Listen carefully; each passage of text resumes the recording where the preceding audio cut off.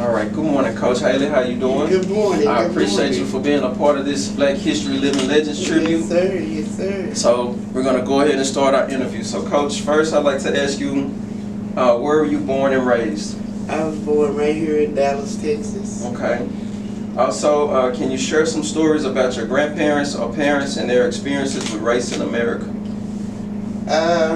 My grandparents and parents was raised in a small town called Centerville, Texas. Okay. Right down there before you get to Houston. They were cotton pickers. Mm-hmm. You know, they grew everything that they ate. Wow. And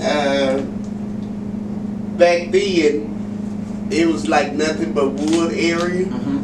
So when a house catch on fire, they just let it burn. Wow. You know, fire trucks didn't come that deep off in the woods. Wow. So it had a lot of loss, a lot of death, Wow. stuff like that. So, Okay. yeah. All right. Our next question: how did your upbringing influence your views on race and equality? Well, first it was totally shocking because I thought, you know, that all of that was over and that it couldn't really be true.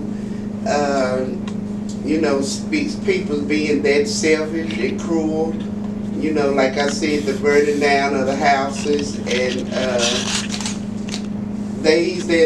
for those that I really couldn't, you know, respect, but I have a little respect for it now, but, you know, it was just a long time so-called got better, so. Yes, ma'am. Yeah. Okay. Our next question: what cultural traditions are important to you and your family? We still get together on holidays, Yes, ma'am. have the family gathering on Sundays, Mhm. and, you know, just doing things as a family that we used to doing. Yes, ma'am. You know, I've lost my mother, I've lost my two older sisters, so it's like now I'm responsible for a boatload of nieces and nephews. Wow. So I still make it possible for them we come sit down at the table together, Yes, ma'am. eat, you know, then the kids go out and play and just Yes, ma'am. The overall fellowship. trying to hold on to that. Yes, ma'am. Yeah. That's wonderful.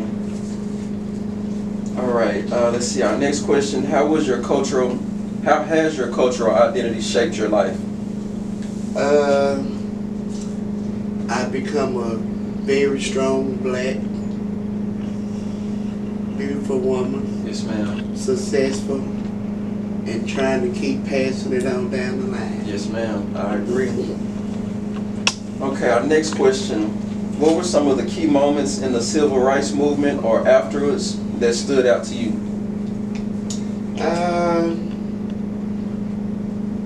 A quote, I'm going to say a quote from Fannie Lou, that I am sick and tired of being sick and tired. Yes, ma'am.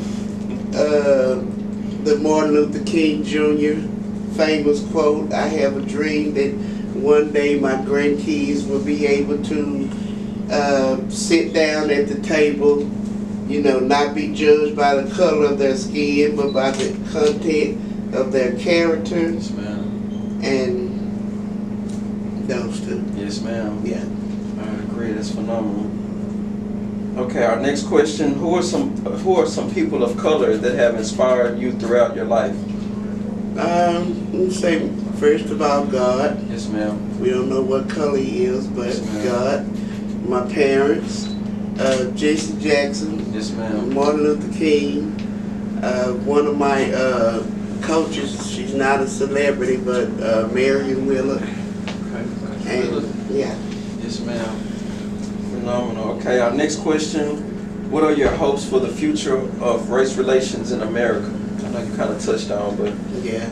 My hopes is that my black grandkids have the same rights of scholars and privilege as the white, that we are not solely selected to make a statement, but because we deserve it.